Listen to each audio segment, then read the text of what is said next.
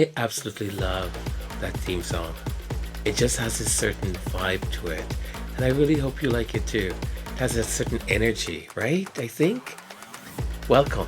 This is Majesty Sussex Report. I'm Antonio, and it's an absolute honor and privilege that you've decided to share some of your time, that gift of your time, here with us. Today's podcast, we'll do a little bit of a retrospective of how the week has been, things that we've talked about. We will also, of course, have a reflection or reflections, because I may have one at the top of the podcast and one at the end of the podcast.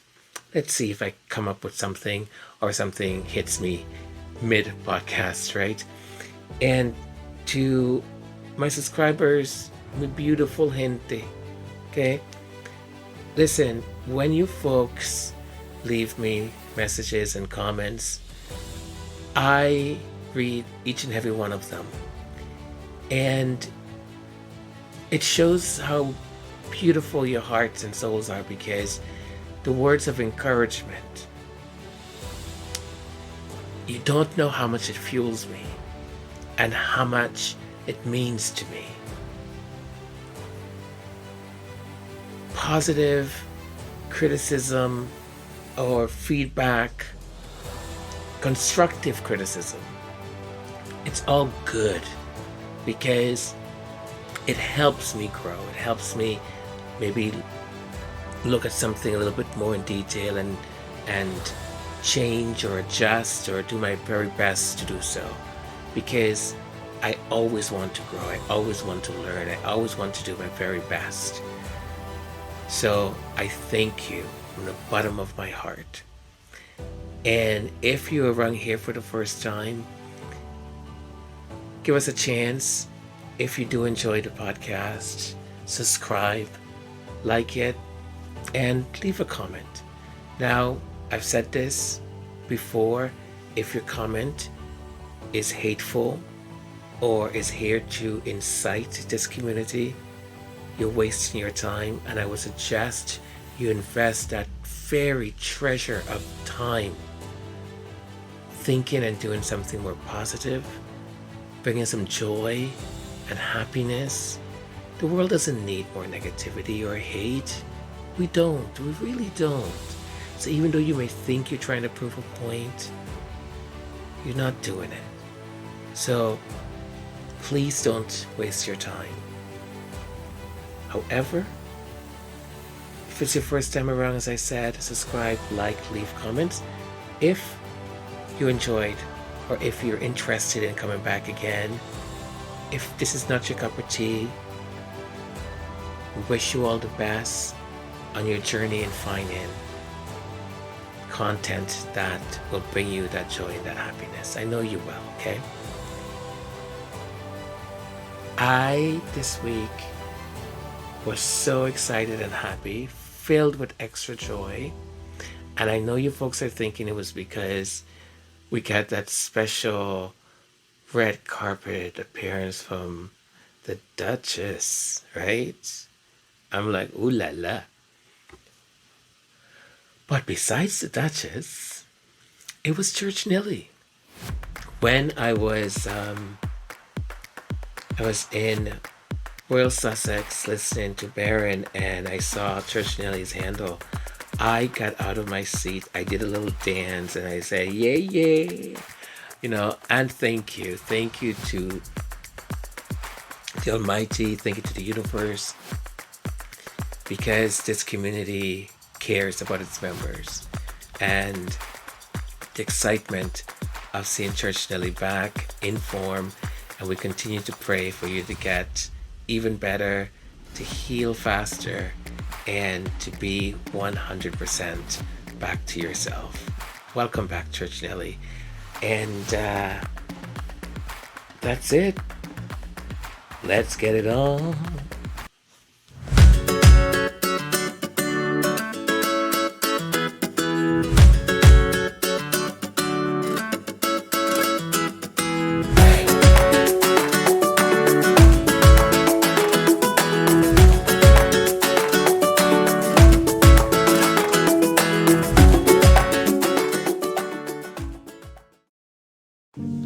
After looking at this week's or past week and so news coming out from the royals and that whole ecosystem, there was one thing that kept coming to the surface, one sort of issue for me. And I'd like to talk to you about that. I'd like to discuss this topic that is as old as human civilization itself. It reminds us how relevant it still is in our own contemporary society, and it's hypocrisy. This paradoxical vice where one's actions contradict their stated beliefs, values, or feelings is not just a personal failing, but often a reflection of broader societal and institutional inconsistencies. Let's take a thoughtful look at an institution steeped in tradition and public service, right? Let's not immune them from hypocrisy, because in some sense they have become a symbol of hypocrisy. The British royal family, a family that symbolizes not just the heritage of a nation, but is a mirror reflecting the complexities and contradictions of our time. King Charles III, a monarch who has voiced concern for the struggling and the downtrodden, finds himself in a midst of public scrutiny, as he should. His intentions for this nation's welfare stands in stark contrast to the reality of receiving a significant pay increase from the taxpayers. The irony is further highlighted by the exorbitant cost of royal ceremonies, including his own coronation, amounting to millions, if not hundreds of millions of pounds. The juxtaposition begs the question: can one truly empathize with the hardship of many while partaking in the opulent funded by the same? So you're saying that you understand all the struggles that your nation is going through, the wants, the scarcity, and at the same time, while people are going hungry, some of them sleeping on streets, some of them having to go to heating centers, you are taking money from them in the millions upon hundreds of millions for a day of fancy, a day of your coronation. And I must say, don't get me wrong, I love tradition and I love ceremonies and all of that. But let's face the fact, all of that could have been done very modestly. Then we have Prince William, whose fluctuating interest and commitments have raised eyebrows, to say the least. His early declaration to bring peace to the Middle East was a lofty and noble goal, sure. Yet it seemed to dissipate as quickly as it was announced. His ambition to be a social leader and a thought leader clashes with the reality of his, sporadic engagements. The visit to a refugee center, where platitudes replace tangible support, exemplifies his contradiction. Similarly, his environmental advocacy is overshadowed by actions that speak otherwise, such as flying celebrities to attend this environmental event. The incongruity between his words and actions reflect a broader issue of performative activism. We've seen it. We know it. I've even brought this up before, where public statements are not always matched by equivalent deeds. Now, Catherine, the Princess of Wales, with a portfolio emphasizing early childhood and mental health. It faces her own set of contradictions. Advocacy for mental health well-being, juxtaposed with allegations of causing distress to others within the family, if you know what I mean. That family structure highlights a complex narrative of public persona versus private actions. This narrative of hypocrisy is not unique to the British royal family by any means. It resonates globally, as seen in the example of the former US First Lady Melania, who launched an initiative against cyberbullying, while her husband, the president, was known for his contentious online behavior. What these instances outline is not just individual failing, but a systematic issue where public figures are expected to embody ideals that are often at odds with their actions or the structures they are part of. It is a reminder that those in positions of influence and power have a responsibility to ensure that their actions align with their words. The lesson here transcends any single institution or individual. It's a call for introspective for all of us. Hypocrisy in its many forms is a challenge to our collective integrity and authenticity. It's an invitation to align our actions with our values, to practice what we preach, and to strive for consistency in our public and in our private lives.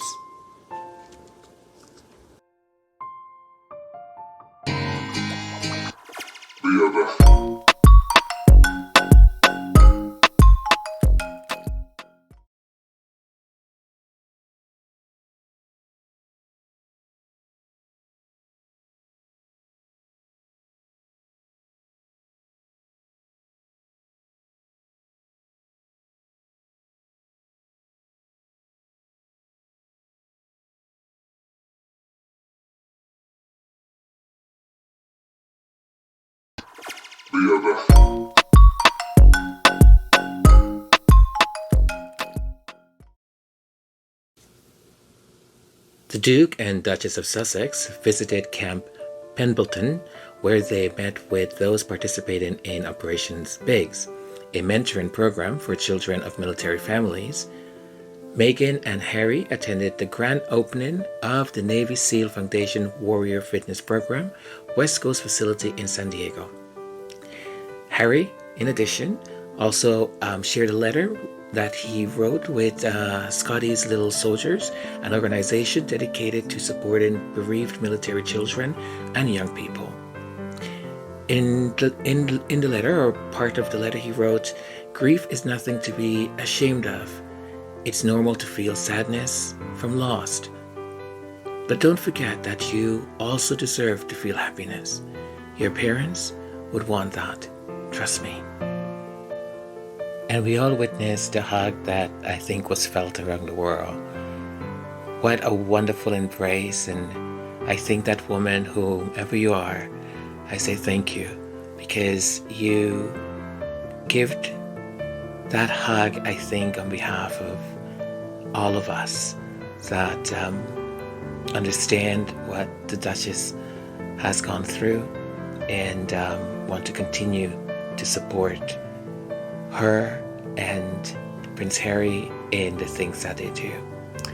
And with that big hug also came Photogate, the picture that was shared and seen, and accusations and fumbling and photoshopping and all of that. Now, as I said in my last podcast, lighting has a way of making you not look so great, or lighting has a way of making you look really, really good. In this occasion, I didn't care much about for the picture. I know the way Megan looks. I have seen many of her pictures. So one picture that didn't turn out really great, and it was obvious to most of us that lighting played a factor in that, but also, people who were manipulating the picture. Either way, look, this is not something that is going to make any difference here or there. I don't care two banana chips about that. So yeah, we had that also, Photogate. And we also had Kate Middleton, who went and did a Shaping Up National Symposium and gave the speech. According to ITV, the Princess of Wales gave one of the biggest speeches at Early Childhood Summit. Well, I'm not going to criticize it. I'm just saying, if the bar is low, the bar is low.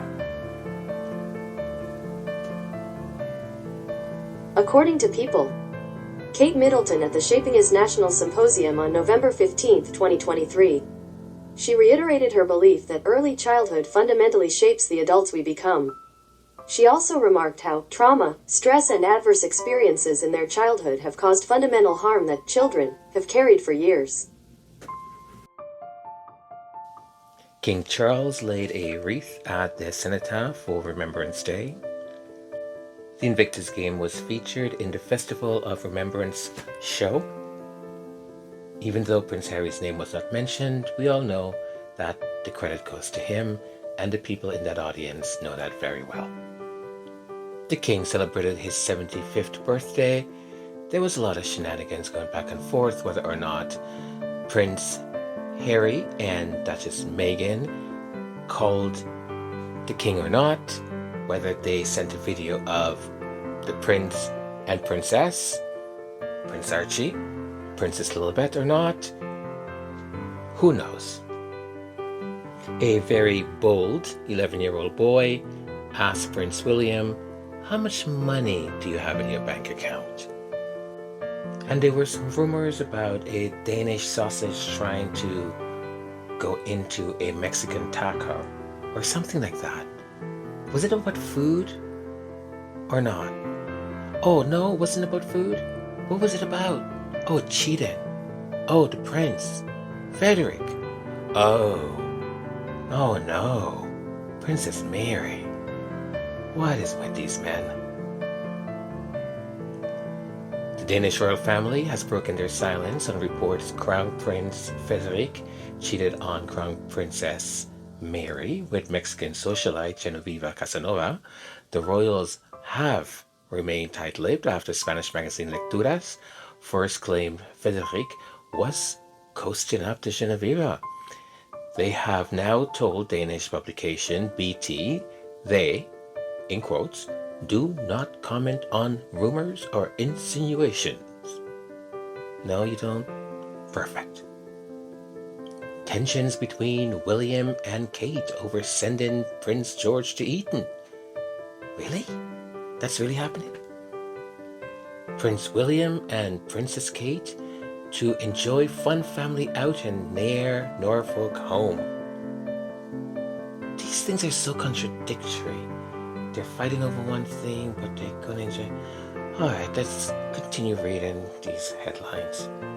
Okay, I've had enough of this. Let's just talk about the Duchess of Sussex and the Variety magazine Power of Women event. Variety Power of Women 2023, presented by Lifetime, recognize entertainers who have had a groundbreaking year. Held at Mother Wolf in Los Angeles on November 16th, the honorees included Carey Mulligan, Fantasia Barrino, Lily Gladstone, and Billie Eilish. Of course, the Duchess received that award last year but couldn't attend due to the passing of Her Majesty. Now, how great was that? watching her just work the red carpet. And I might be just biased, but was all the attention on her or what? Happy to have you here because you are one of our Power of Women honorees. You are one of our alumni, and we're so thrilled because this is a night that is about supporting women and the idea that it's important to do so, especially in the entertainment industry. Why has that been so important for you to have that support and to give that support back? Oh gosh, I mean, this industry is just so special, and you see how many women use the platform that they have and just channel it for good. And I think as the more we support each other, it just amplifies the work, amplifies our community. I'm just thrilled to be back in it and to be able to sit in this room, be in such good company tonight, and also to focus so much on how it's the crossroads of entertainment meeting philanthropy. So really close to my heart. It's gonna be a fun night. It's going to be a really good time because it's full of women whose art has inspired us all this year. But I will say, I'm sure you've probably noticed that a certain show, Suits, has become a phenomenon yet again on Netflix. 45 billion minutes have been watched. Is that right? 45 billion as of this week. We just found out 24 minutes ago that is the number. Who's counting? But literally, who's counting? What do you think is behind this renewed love for the show? Why has it become such a phenomenon again? I have no idea. It was great to work on. Such a great cast and crew. We had a really fun time. I was on it for 7 seasons, so quite a bit. But it's hard to find a show you can binge watch that many episodes of these days. So that could have something to do with it. But good shows are everlasting. Well, that's what you're doing now. You have now come into Hollywood in a producerial capacity. What is inspiring you? And as you're kind of looking to make these new projects, what is the thing that is, driving the work that you're going to put out into the business? Things that make people feel, I was going to say good, but it's more than that. Things that make people feel something, right? And feel a sense of community. But we have so many exciting things on this slate. I can't wait until we can announce them. But I'm just really proud of what we're creating. My husband is loving it too. It's really fun. We're here anytime you want to make those announcements. Okay, thank you. Thank you you. We'll get in touch then. Yeah. We're thrilled to have you here as one of our honorees, our alumni. It's so nice to see you. Thank you so much.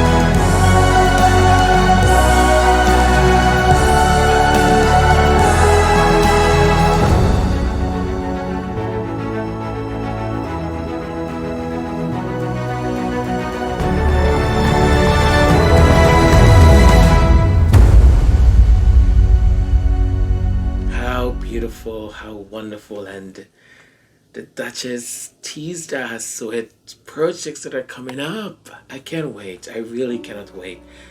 It was so great to see her do that carpet, and she was just in her element.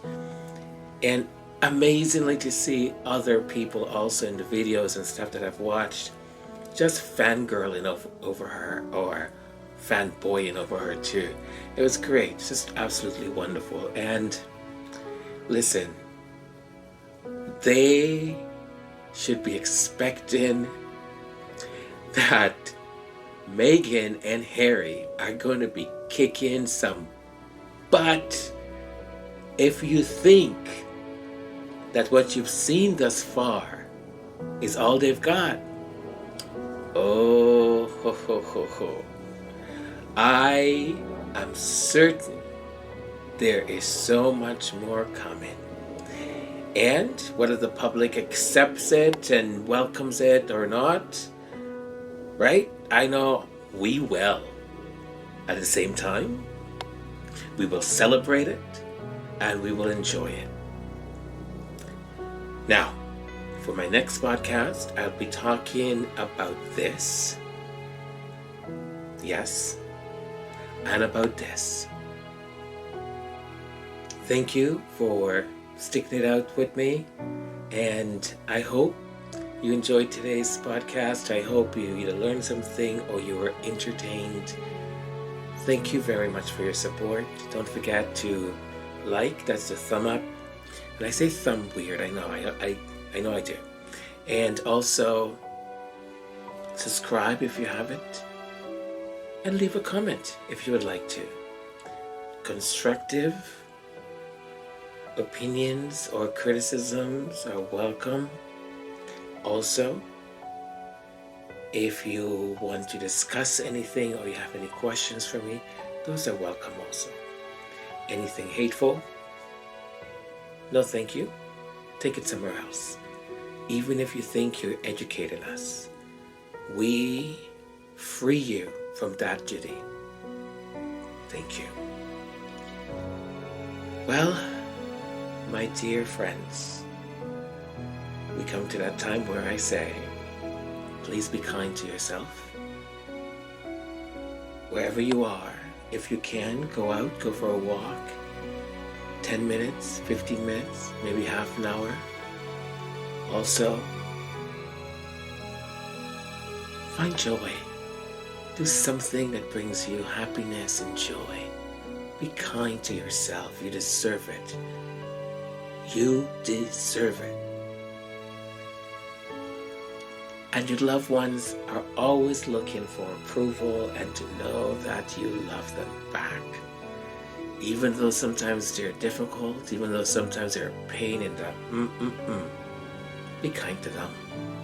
There are things sometimes that your loved ones don't say, and all they need is someone to just say, hey you know how lucky I am to have you in my life. You're the best daughter. You're the best son. You're the best grandchild. You bring such light into our lives. Be kind to them. Because sometimes there's stuff going on and they just need to know or hear you say, hey, I love you. And to those strangers, right? Sometimes they bump into us or they annoy us or they stare at us or something. A gentle smile maybe. Just be kind. Carry on. You don't want to get too involved if you don't need to. But be kind. The last thing maybe someone needs is, for us to be all attackish or rude or anything like that. So be kind when you can. Because you never know what kind of life that stranger is passing by you that just enter into your path. What kind of things they're living through. I thank you so very much for spending this time with me. Much love, big hugs, and until we speak again.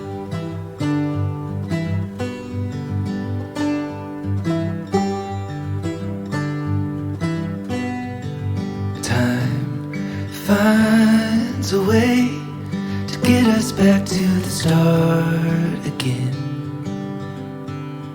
Get us back to the start again. To get us back to the start. Life finds a way to bring us back where it all began. To bring us back where it all began. To bring us back where it all began. Life is beautiful, beautiful,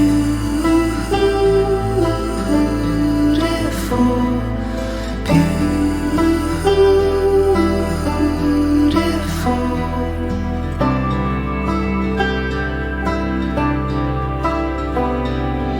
I had a way to rest and feel alive. Rest and feel alive again. To rest and feel alive. Forget all the noise. We can just let it fade away. We can just let it fade away. We can just let it fade away.